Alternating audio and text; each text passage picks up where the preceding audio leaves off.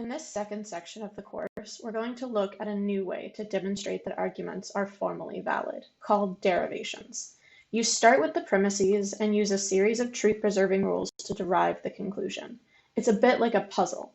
If you can successfully derive the conclusion from the premises without misusing the rules, then you've proved the argument is valid.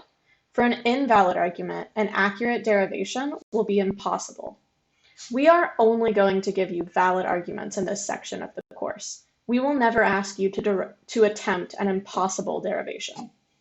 In this video, I'm going to introduce you to setting up derivations and some of the derivation rules of sentential logic. Derivations always have the same basic formatting. You'll draw a solid vertical line down the left side. This is called the main scope line. We then number the lines of our derivation to the left of the main scope line. We usually don't know from the beginning how many lines our derivation will take, so I typically number the first 5 lines and then add more as I go. If you're doing a derivation of an argument, let's take this argument here. You start by adding the premises to the first lines of the derivation, and then draw a solid horizontal line under the premises to separate them as assumptions. To indicate that they are premises or assumptions, we generally write A or P out to the right to justify them. Every single line of your derivation will have a justification, though what that justification looks like will depend on whether it is an assumption or what rule you've used to derive that line. The goal in a derivation is to get from the premises to the conclusion. To do that, we need the derivation rules. So let's get into some of those rules now. There are 11 derivation rules for sentential logic, reiteration, and then introduction and elimination rules for each of the 5 truth functional connectives. In this video, we're going to talk about the 6 non-subderivation rules. We'll cover subderivations and the other 5 rules in the next lesson. The non-subderivation rules are reiteration, conjunction elimination, conjunction introduction, conditional elimination, biconditional elimination, and disjunction introduction. We'll abbreviate these rules as you see here in the parentheses.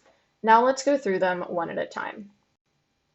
Reiteration is a really simple rule. If you have something on a line of your derivation, it lets you reiterate the exact same sentence on a further line. This is clearly a truth-preserving rule because if the sentence is true on the previous line, it'll have the exact same truth value when you write it down again. This rule becomes really important when dealing with subderivations later, but it's also just helpful to be able to reiterate for clarity with your derivations. There are some restrictions on when you can reiterate that we'll talk about in the next video on subderivations. But for now, just know that you can always reiterate if you're still on the same scope line. The justification for reiteration will be the abbreviation, a capital R, and then reference the line number you're reiterating from. For simplicity here, let's say that P was on line 1. The justification you write down next to P when you put it again would be R1.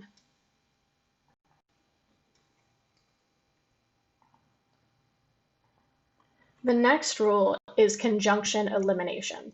If you have a sentence with a conjunction as the main connective in your derivation, this rule allows you to write down either conjunct on a new line.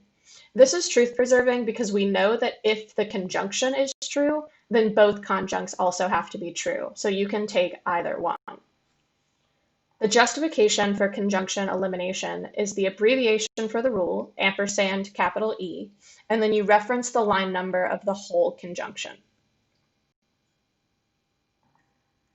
So now we have conjunction introduction.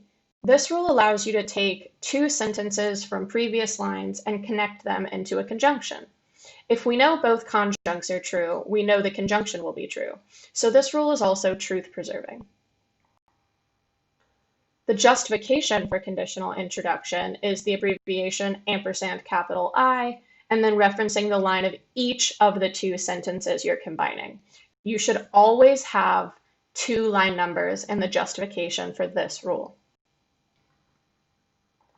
The next rule is conditional elimination. If you've taken any logic before, you've probably seen this rule called modus ponens. While that is the proper name, We call it conditional elimination in this system to be consistent with all the other rules for introduction and elimination.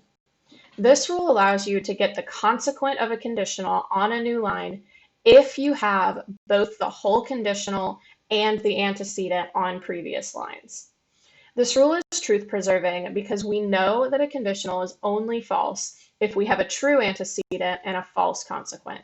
So we know if the conditional is true and the antecedent is true, the consequent must be true as well. It's important to remember you can only use this rule if you have the conditional and the whole antecedent to get the consequent. You can't use the consequent to get the antecedent using this rule.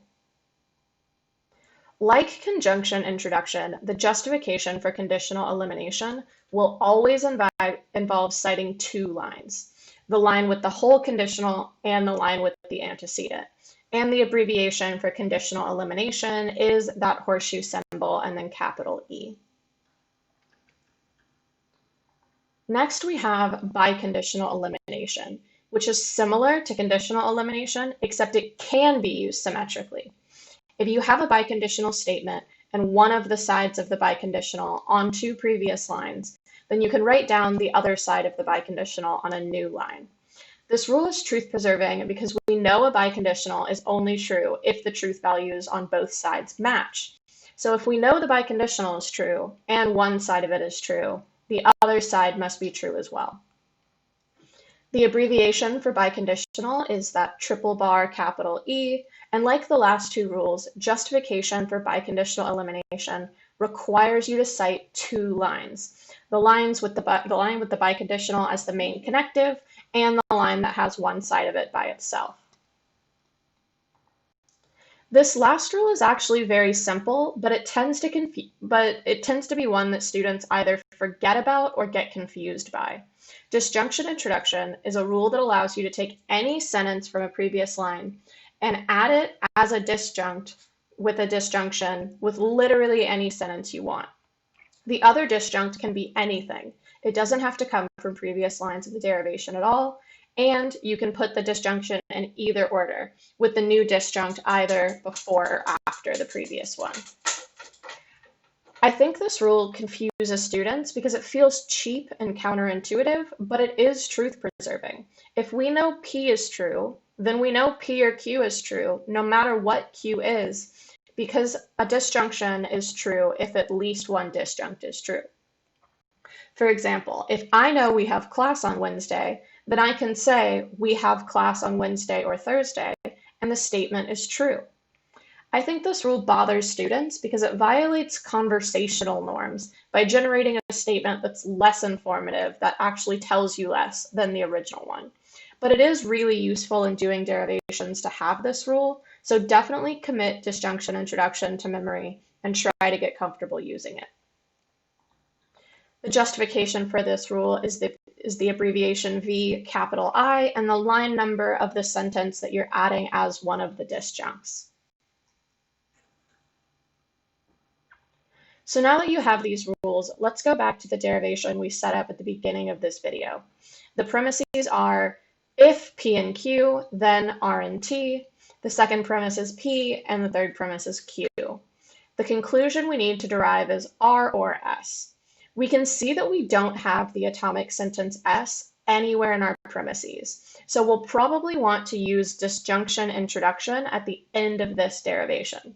With that game plan in mind, we need to try to get R by itself. We can see we have R inside the consequent of the conditional in premise 1, so we're going to want to use conditional elimination. We have P and Q individually on lines 2 and 3, and the antecedent of premise 1 is P and Q. So we can start with conjunction introduction. Now we have P and Q on a line by itself from conjunction introduction from lines 2 and 3. Now I'm going to reiterate premise 1 just so we can see the antecedent and the conditional side by side. Now we've got the antecedent on line 4 and the whole conditional on line 5, so we can get the consequent using conditional elimination on line 6. We've now got R and T, so we need to get R by itself. Since line 6 has a conjunction as the main connective, we can do that using conjunction elimination to get R on line 7. Now we can do what we planned from the beginning and use disjunction introduction to get R or S on line 8. So that's the completed derivation. We started with the premises and we used those truth-preserving rules to get to the conclusion on line 8. Let's do one more problem together.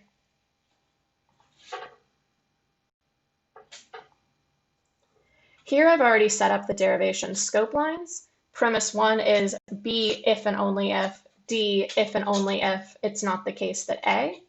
And premise 2 is B and D. And the conclusion we need to derive is it's not the case that A and B or C. Similar to the last problem, we have an atomic sentence in our conclusion that isn't in our premises at all, C. And since C in our conclusion is at a disjunction with B, we know we'll need to get B on its own so that we can use disjunction introduction. So let's start with that. We can get B on its own from line 2 using conjunction elimination. And now we can use disjunction introduction on line 4 to get B or C. So now we have half of our conclusion. The other conjunct in that conclusion is not A. We need to get not A by itself so that we can do conjunction introduction with line 4. We see not A, it's not the case that A, buried in premise 1 inside a biconditional that itself is part of a biconditional. So we need to use biconditional elimination, at least use it twice to get it out. We need to start with the main connective, so we can do biconditional elimination from line 1 with the biconditional and line 3, since B is the left side of that main conditional. So we can get D if and only if not A on line 5. It's important to remember we can only use any of these rules on the main connectives of sentences. We could not skip directly to biconditional elimination to get not A from line 1. We have to get that biconditional by itself, like we did on line 5. So now to get not A out by itself, we have to use biconditional elimination. So we need to get the other side of that conditional, D. And as we can see, we have D on line 2 in a conjunction. So we can get D on line 6 by conjunction elimination from line 2. Now that we have D by itself, we can use biconditional elimination from line 6 and 5 to get not A on line 7. Now we have not A by itself on line 7 and B or C by itself on line 4. Our last step is to use conjunction introduction to get from those lines to the conclusion not A and B or C. So that's the last derivation I'm going to do in this video. These derivation rules and step-by-step instruction on working derivations with them can be found on these pages of the logic book and explained again in lesson 4 of the course manual. I've included 2 sets of recommended practice problems here. In the first set, the whole derivation is already completed, and what you need to do is identify the rule that was used and fill in that justification with line numbers. This is great for learning how derivations work and strategies for completing them before you start doing them from scratch. I won't be working through those practice problems in the review video. The second set is giving you an argument for which you need to do the derivation all on your own. These are the problems that I'll work through in the review video. The solutions manual also gives you a completed derivation to check your work against, but the thing about derivations is there's almost always more than one way to correctly derive the conclusion. If you have a solution different from myself or the logic book and can't find any mistakes in your work, you may be completely correct and have just done the problem a different way. I recommend you reach out to us if you want your solution checked to make sure you did it correctly until you're more comfortable with using the rules.